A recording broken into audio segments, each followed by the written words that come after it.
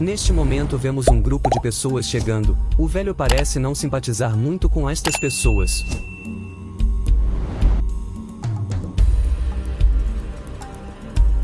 Então a cena corta para dentro da casa, e vemos o grupo conversando com o espadachim e estão todos mascarados. Um deles fala que finalmente encontraram o cabeça por trás do assassinato de seus pais, e mostra a ele um retrato.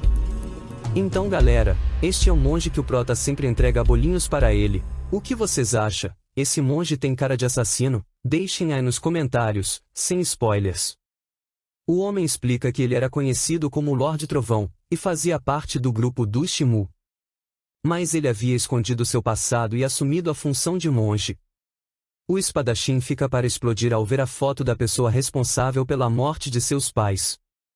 E questiona ao homem onde estaria o velho. Então a cena corta para as montanhas e vemos em seguida algumas pessoas sentadas embaixo de uma árvore.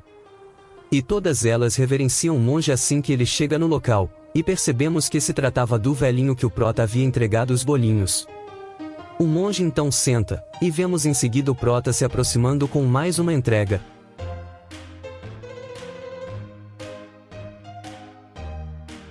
Ele, ao passar, vê o monge sentado e o cumprimenta, e em seguida vemos que o espadachim vem se aproximando. Eu estou sentindo uma treta! O prota, após falar com o monge, se prepara para seguir o seu caminho. Ele, ao sair, vê algumas crianças brigando por causa de um cantil de água. Mas assim que o menino puxa o cantil de seu irmão, vemos o espadachim atacar o monge com uma velocidade insana. No entanto, sua espada é parada repentinamente, e vemos a mão do prota segurando o espadachim, que fica assustado ao ver que alguém tinha parado seu golpe. O prota o questiona perguntando quem era ele, se era um assassino, mas o espadachim apenas encara o prota e se afasta saltando para longe.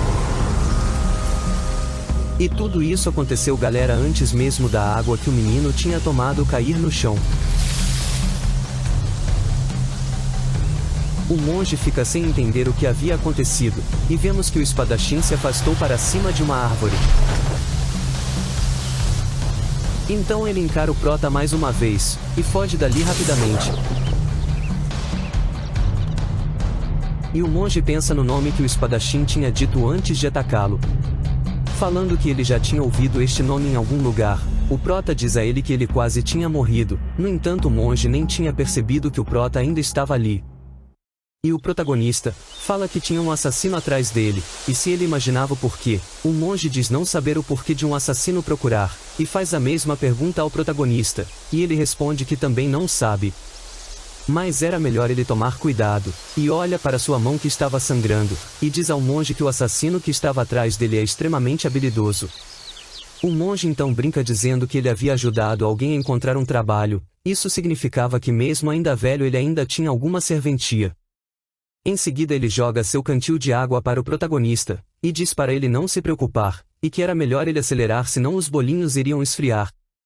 O prota concorda, mas pede a ele que não ignore o que ele disse, e assim segue seu caminho. Ao passar pelos meninos que estavam brigando pela água, ele deixa o cantil que ganhou do monge com eles. E não muito longe dali, vemos que tinha pessoas nas sombras que estavam observando tudo, e eles comentam que o espadachim havia falhado. Falam que algum estranho entrou no caminho e estragou tudo. Então falam que o espadachim é um inútil, que não foi capaz de se livrar de um empecilho, e que eles deveriam cortar relações com ele, apesar de outros discordarem. Isso é o que tinha mantido a organização viva até agora. E vemos uma luz na escuridão, e percebemos que se trata de uma cobra que prepara para dar o seu bote. Então ela se aproxima do espadachim. E ele ouve vozes em sua cabeça, que perguntava por quanto tempo ele continuaria matando, e pede a ele que por favor pare. Então a serpente o ataca, mas ele facilmente corta a serpente em pedaços.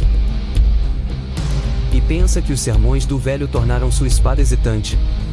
E ele se recorda do prota, que conseguiu parar o seu golpe. Então em sua mente ele fatia o protagonista ao meio.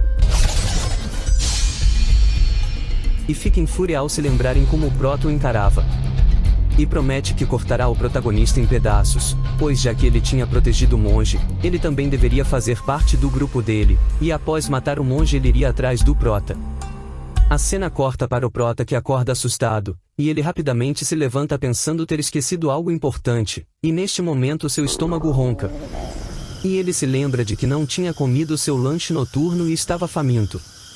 Então a cena corta para o templo onde mora o monge. E vemos que o espadachim estava à espreita, e ele vai em direção ao templo do monge. E vemos que o monge estava fazendo uma de suas orações, quando o espadachim abre a porta do templo. O espadachim entra. E o monge para de rezar e pergunta se o nome do clã do espadachim era Sozondang. Fala também que eles ficavam próximo ao castelo de Yunnan, e por gerações eles perseguiram a compreensão da espada. E o espadachim Cheong era tão rápido e sublime que até mesmo grandes mestres mal podiam acompanhar seus movimentos com os olhos. Em seguida fala que tentou ao máximo se lembrar de mais alguma coisa, mas isso foi tudo o que ele tinha se lembrado, e pergunta se era dele que ele falava. O espadachim supõe que o monge já o esperava, e diz a ele que sim, era esta pessoa, e fala que ele era seu pai. O monge em seguida o interrompe, falando que também tinha ouvido falar que ele era um homem apaixonado. E quando perdeu sua esposa ele nunca mais saiu do luto, e bebeu até o dia que teve uma morte prematura, se juntando à esposa ainda no mesmo ano. O espadachim fica assustado e incrédulo, pois ele nunca tinha ouvido esta história, e o monge continua dizendo que após isso, o clã da espada foram atacados e destruídos por um grupo de assassinos, mas isso era apenas um rumor e ele não tinha certeza. O espadachim se recorda do que o velho que cuidava dele sempre dizia, que tudo tinha sido um golpe, que tanto seu pai quanto sua mãe foram envenenados. Disse também que o pai dele tinha lutado até o fim para garantir a fuga deles. Então ele dá um sorriso e fala para o monge, que isso era desapontante, e que se ele o quisesse parar, deveria ter feito alguma armadilha. Mas palavras não o fariam hesitar. O monge olha com uma cara de despreocupado para o espadachim, e fala que realmente não era a mesma pessoa depois de tudo. Então o espadachim se prepara para sacar a sua espada e diz ao monge, que havia uma verdade nas palavras dele. Que o bando de assassinos que acabaram com o seu clã, eram realmente o Shimu, e que eles eram liderados por ninguém além dele. O monge continua tranquilo, e enquanto observa o espadachim ele pensa que realmente deveria ser outra pessoa. O monge então conta sobre seu passado, que ele foi abandonado quando criança e criado por monges do Templo Dragão Amarelo, e ele sempre viveu como um monge desde então. No entanto, ali estava uma pessoa que ele não conhecia, o acusando de ser um assassino. Ele encara o espadachim e fala que consegue ver nos olhos dele, que ele presenciou muitos assassinatos. Em seguida pergunta a ele quantas vidas ele tirou baseado nesta mentira sobre seus pais.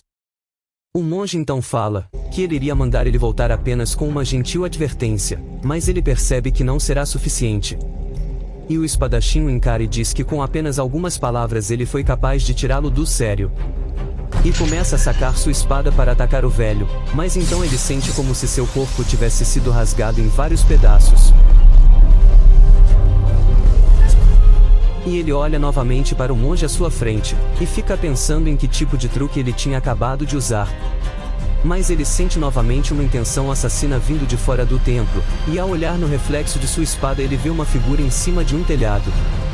E lá estava o prota, que diz ao espadachim que aquele não era um lugar que um assassino deveria estar, e o chama para fora. Enquanto isso o velho falava para que o espadachim se aproximasse, e tomasse um assento que ele iria lhe dar um sermão que faria ele refletir sobre todos os assassinatos que cometeu. Mas ao olhar para frente novamente ele procura o espadachim e não o encontra.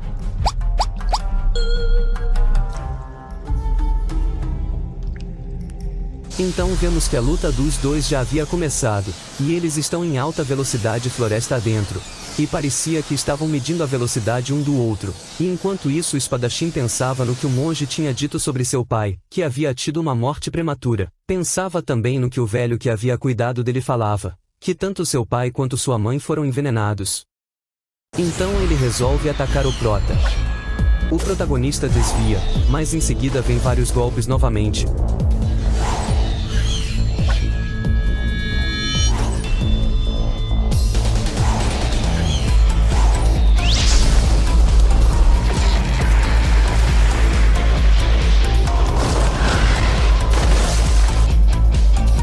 e o espadachim fica pensando em como o prota consegue ser tão rápido, para se esquivar dos ataques, e se pergunta quem seria ele, e de onde ele teria vindo. O prota então percebe que ele tinha conseguido o atingir rasgando suas roupas, e pensa que gostaria de terminar aquela luta sem se machucar se fosse possível, mas pelo visto não seria tão fácil.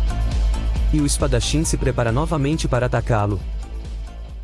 E começa a se lembrar do passado quando ainda era criança, mais precisamente quando ele era treinado pelo velho que cuidava dele. O velho conta a ele que os pais dele foram envenenados. Ele falava que os assassinos haviam envenenado seu vinho, mas o jovem o indaga, dizendo que ele havia falado antes que eles tinham envenenado seu remédio, e o velho concorda com ele e pede desculpas, pois fazia tanto tempo que ele não se lembrava mais. E ao mesmo tempo ele se recorda do que o monge tinha falado, que quando ele era pequeno havia sido abandonado e desde então era um monge, mas ele o acusava de ser um assassino. E enquanto isso a luta se desenrolava entre os dois, com o prota dando um chute em sua direção, mas ele desvia e na sequência ataca o protagonista. E ele se impressiona com a velocidade do protagonista que aparece logo atrás dele, e ele gira rapidamente para atacá-lo de novo, mas o prota é mais rápido, e o acerta com uma voadeira e avança em sua direção novamente. O espadachim se recorda que o velho sempre pedia que ele tomasse cuidado, e que apesar de ele ter direito de se vingar dos Shimu, eles não sabia de nada que poderia estar escondido, e que ele não deveria acreditar cegamente nas informações da Associação Céu e Terra.